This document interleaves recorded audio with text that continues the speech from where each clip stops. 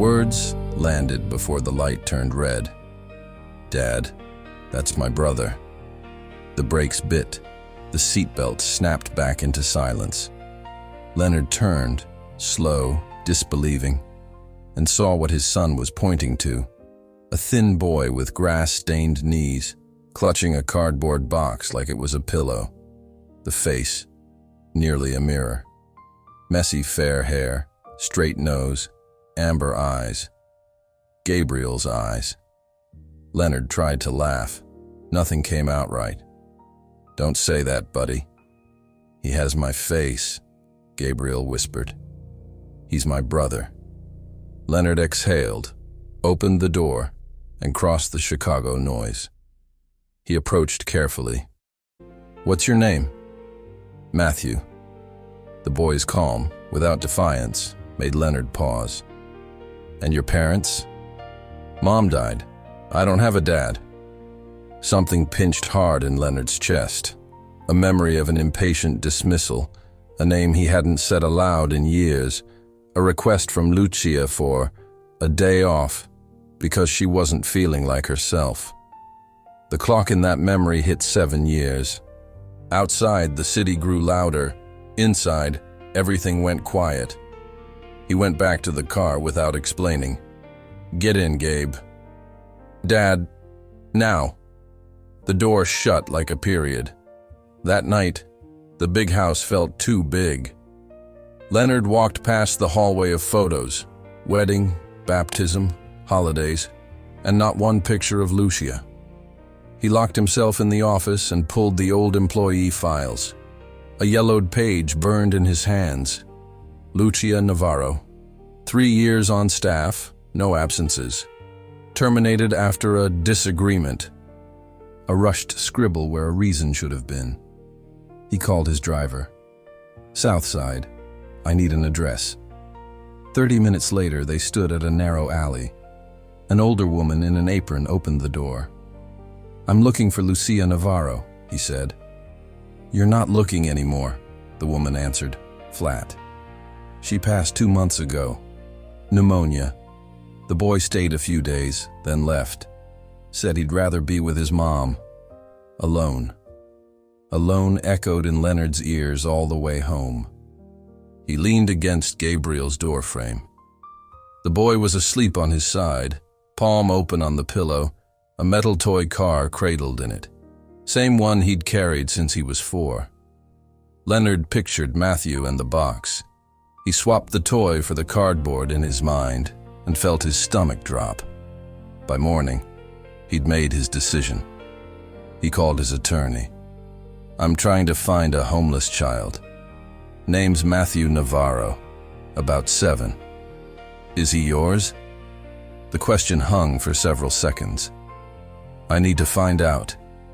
Security cameras downtown showed a small shadow repeating a route between a newsstand and the square.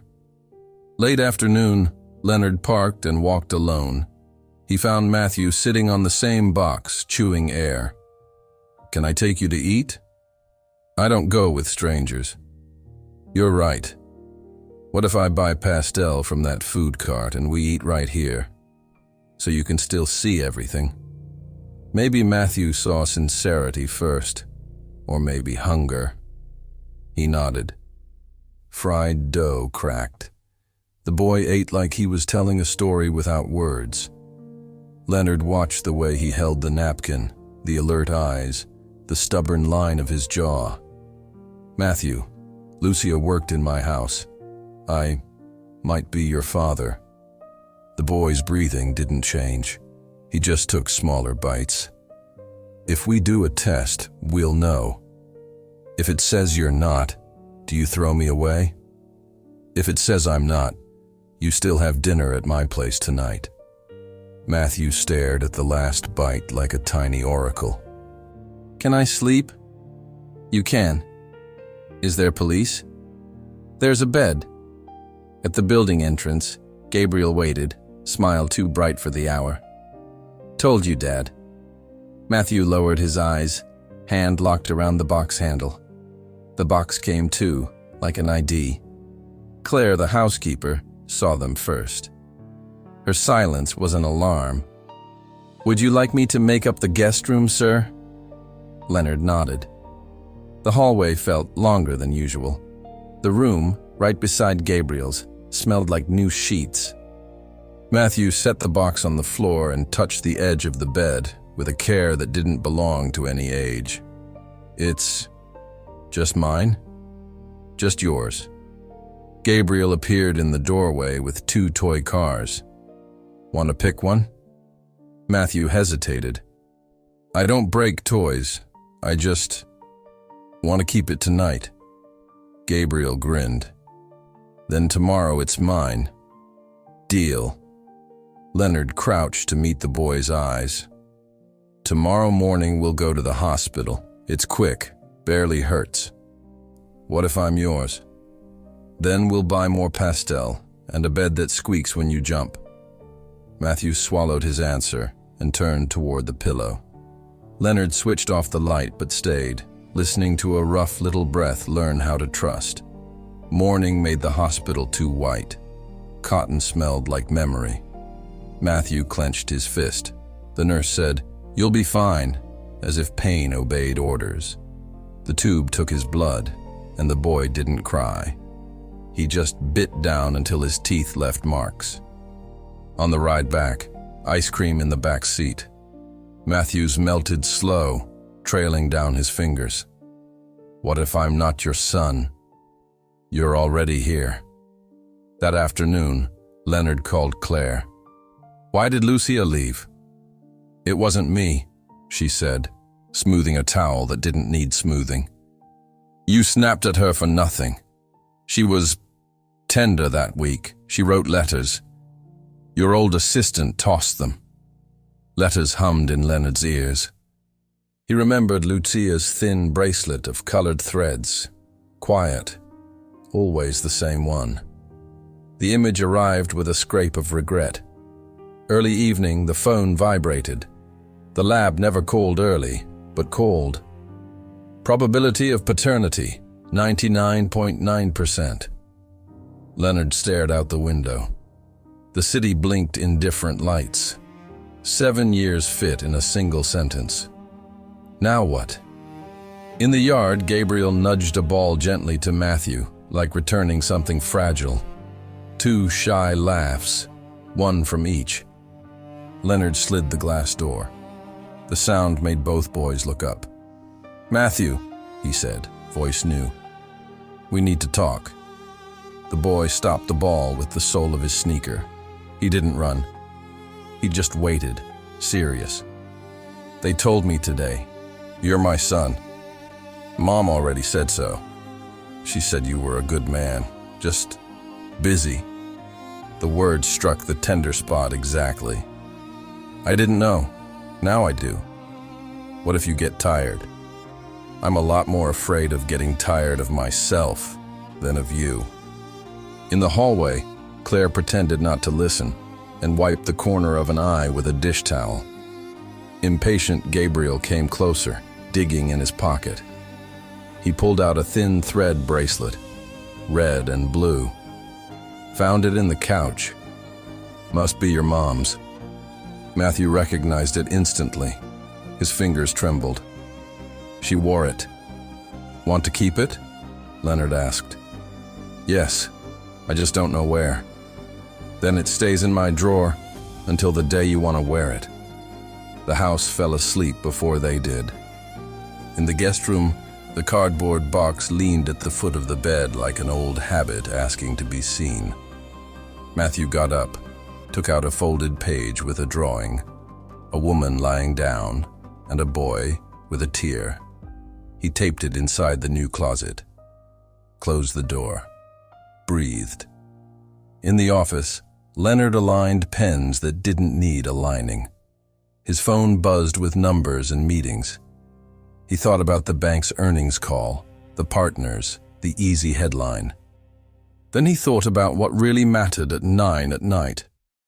A boy finally sleeping in a bed that didn't have to explain itself. Tomorrow would bring school, documents, a psychologist, a lawyer, the press, new problems. For now, There were two different breaths along one hallway. Leonard rested his forehead on the wood of the door, and for the first time in years, gave thanks in silence for arriving late and still getting to start. At dawn the next day, before the sun beat the blinds, a reporter waited at the gate, and an anonymous comment pinged Leonard's phone. The world drew problems outside. Inside, Matthew woke holding the thread bracelet, unsure if it was a memory or a promise. The call came before noon. Leonard answered without thinking, afraid to confirm what he already knew. The lab's voice was technical, distant. Compatibility 99.9%. Silence filled the line. He said nothing. He just watched the city keep its rhythm, indifferent. Inside him, everything stopped. Hours later, he found the boys in the yard. Gabriel pushed the ball carefully, afraid to hurt the brother who had just arrived. Matthew laughed small, as if still asking permission to exist. Leonard called his name. The sound made the boy stiffen. They confirmed, "You're my son." Matthew searched his face and answered without surprise, "Mom said you were good. Just busy." The words went in deep. Leonard knelt. "I didn't know. Now I know. And I'm staying." The boy lowered his eyes, fingers worrying the thread bracelet from the box. Lucia's bracelet, the last piece of her in the world. That night, Leonard asked Claire, "Why did Lucia leave?" Claire dried her hands on her apron. "You were wound too tight. She complained about something small, and you told her to go. Later, she wrote letters. The assistant tossed them." Leonard closed his eyes and tried to remember. The letters. All those words that never arrived. How many lives can vanish inside one lost envelope? After dinner, Matthew locked his door. Leonard knocked, then slipped in. "You okay?" The boy nodded. "Afraid to stay?" He shook his head but whispered, "I'm afraid of leaving again." Leonard sat on the edge of the bed. "You won't, I promise." The boy pulled the blanket to his chin. The man stayed there until the breathing eased. By morning, the attorney arrived early. Papers, stamps, clocks. "We can petition for temporary guardianship, 6 months of supervised placement." Leonard signed without reading page 2. It wasn't about time. It was about commitment. That afternoon, a gentle-voiced woman arrived. Teresa, the child therapist. "Can we talk?" Matthew said nothing. "Or draw."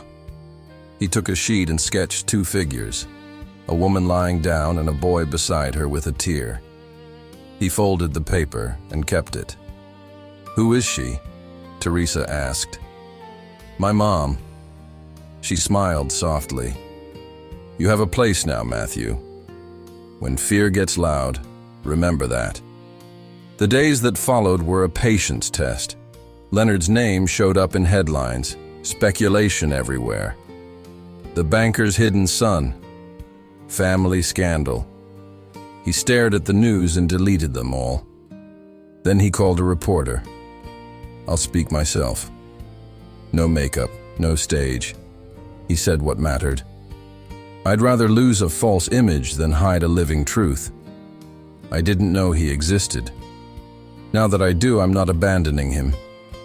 At home, while he spoke, Matthew built a toy car on the living room rug with his brother. He didn't watch the interview. He didn't need to. He was busy learning another life. 2 days later, a small box appeared at the door.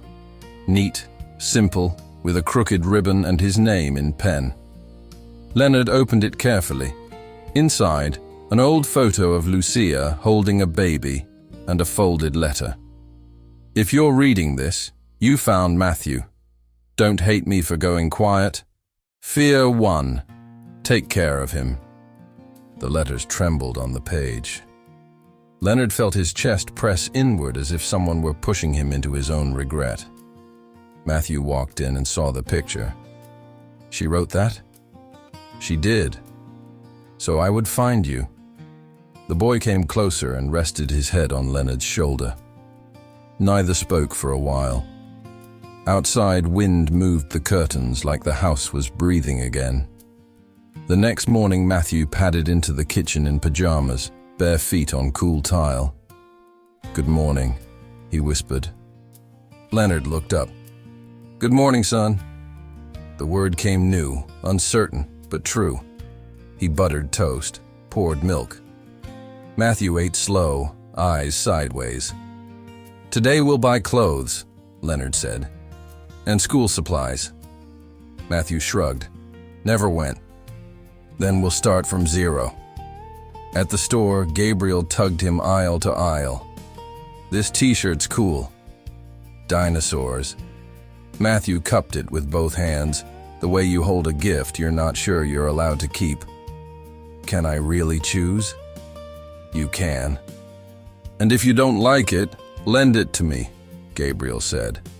The laugh came easy. Back home, Matthew tucked the new shirt in his backpack and locked the door. Leonard didn't insist. He knew the boy's quiet was how he sorted the world. Inside, Matthew pressed his face to the fabric and breathed deep. For the first time, the smell wasn't the street. It smelled like home. That night, Leonard pulled up the blanket and asked, "Do you like staying here?" "It's strange, but good. You belong here, Matthew. Even if you break something. What if I break everything? Then we fix it together." The hallway went dark, but not silent. 2 doors half open, 2 different breaths. The house was learning, slowly, the sound of a new family. Before sleep, Leonard checked his phone. An anonymous message blinked. "The kid just wants the inheritance." He deleted it. Claire appeared in the doorway. A flash drive came. "It has Lucia's name." Leonard held the small device. It weighed almost nothing, and somehow, everything. He sat awake most of the night, the flash drive warm between his fingers. Close to 3 a.m., he decided. He plugged it in. One file appeared.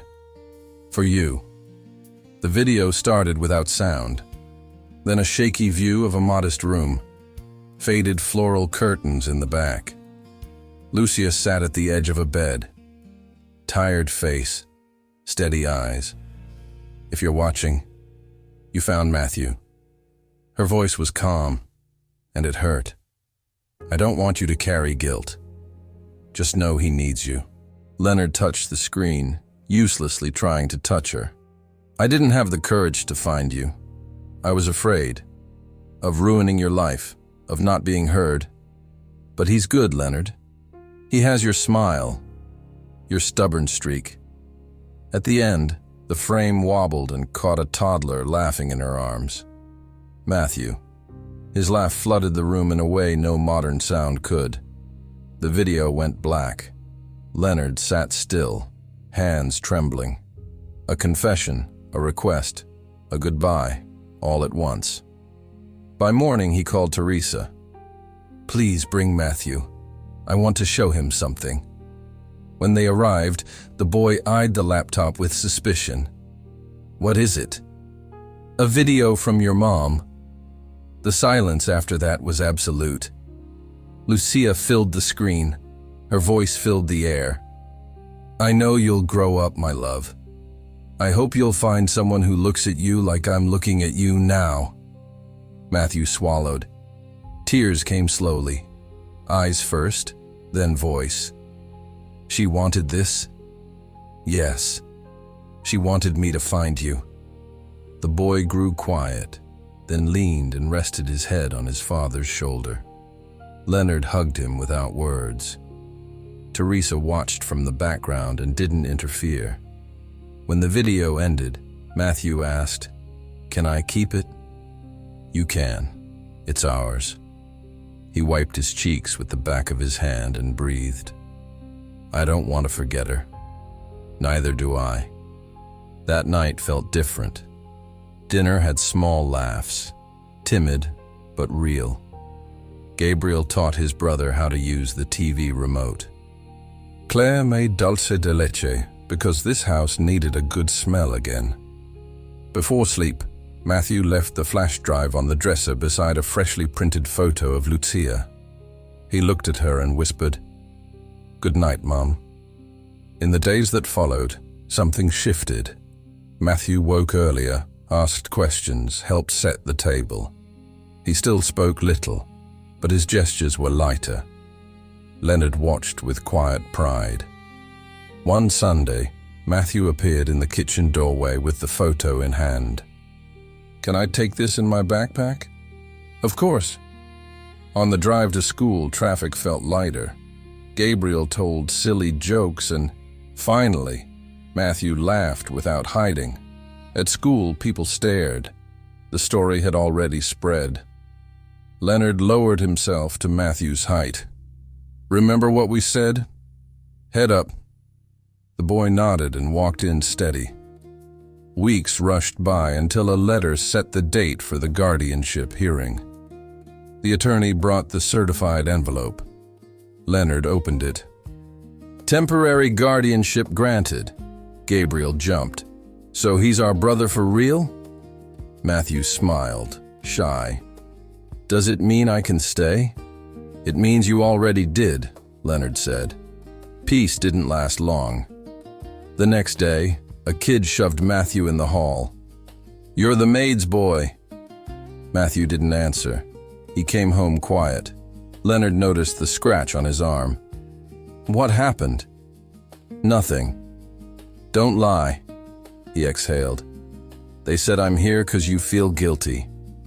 Leonard knelt. "Look at me. You're here because you're my son. No one gets to say otherwise." Matthew looked away, but his set jaw gave him away. He heard. That night, Gabriel came in with 2 paperbacks. "Want to read with me?" Matthew hesitated. "You don't believe what they say?" Gabriel shrugged. "I don't care what they say. You're my brother because I want you to be." Silence settled sweet. They lay side by side, reading in low voices until sleep found them. Days later, the bank called him in. The board waited, tight faces, measured voices. "Your interview caused discomfort. Investors are uneasy." He listened. "Do you want me to regret claiming my son?" No one answered. "Find another face then. I've spent enough time hiding behind one." When he came home, the boys were kicking a ball in the yard. He stopped at the door and watched. Gabriel laughed. Matthew's kick was strong, light, free. The ball hit the wall and rolled to Leonard's shoes.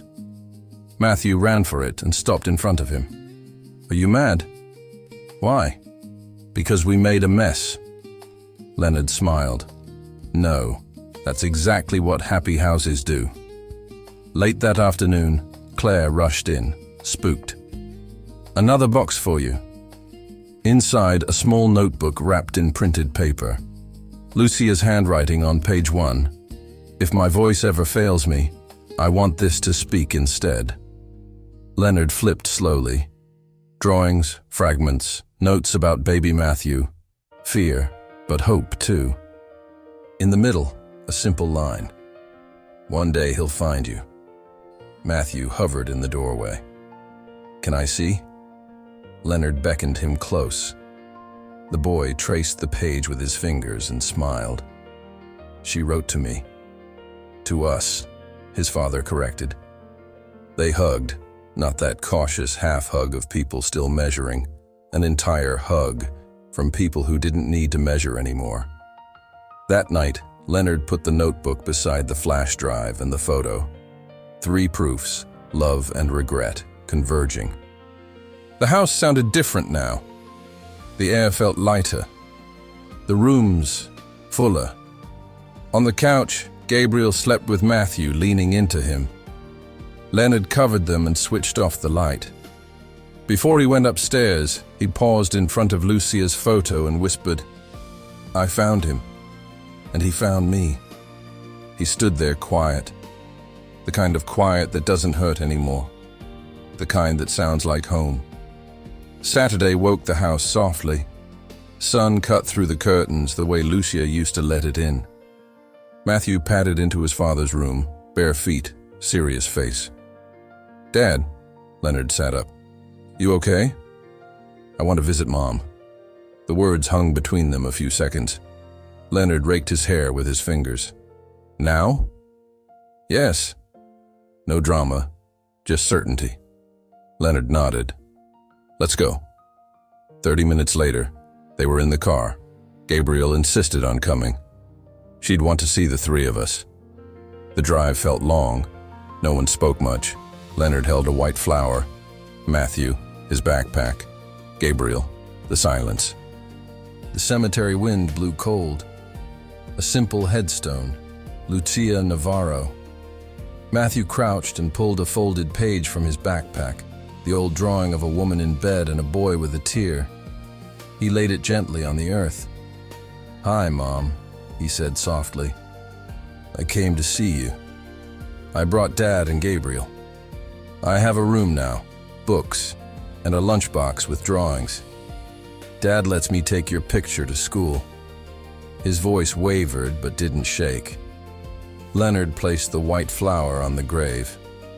"I'm sorry," he murmured, "for not knowing, for arriving late, but I promise, I'll take care of him." Matthew looked up. "Did you love her?" Leonard took his time. "Yes. I just didn't know how to care for what mattered. I'm learning now." They stood quiet. Matthew put a small stone on the drawing. "So the wind won't take it." Gabriel knelt beside him. "Do you think she's in heaven?" "I don't know," Matthew said, "but I think she can see us." Leonard stared at the ground and smiled. "And if she can, I'm sure she's proud." On the ride back, the windows down, wind in their hair, Matthew leaned into the breeze. "Can we put Mom's photo in the living room?" "Of course," Leonard said. Back home, they searched together and found an old picture. Lucia smiling sideways, sunlight on her cheek.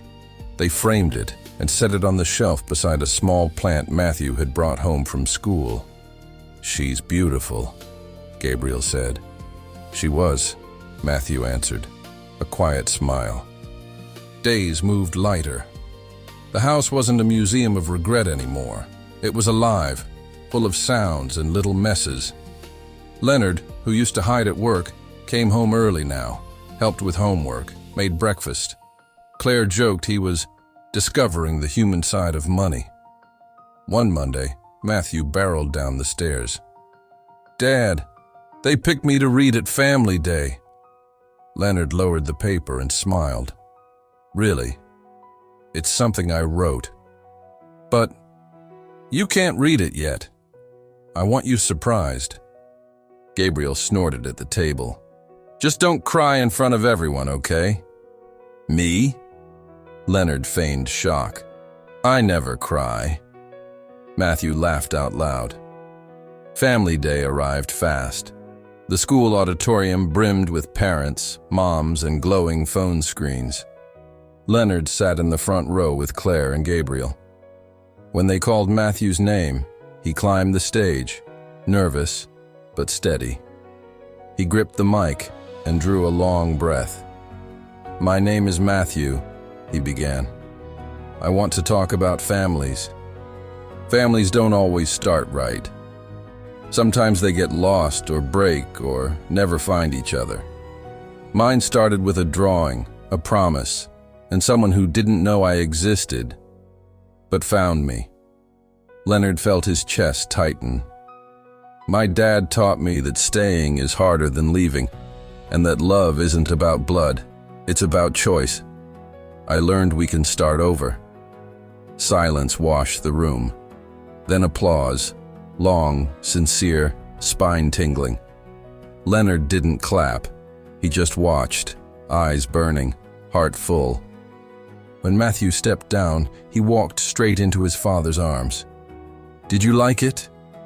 It's the most beautiful thing I've ever heard." That night, back home, Leonard lit a candle in front of Lucia's photo. "You did it," he whispered. "He's okay."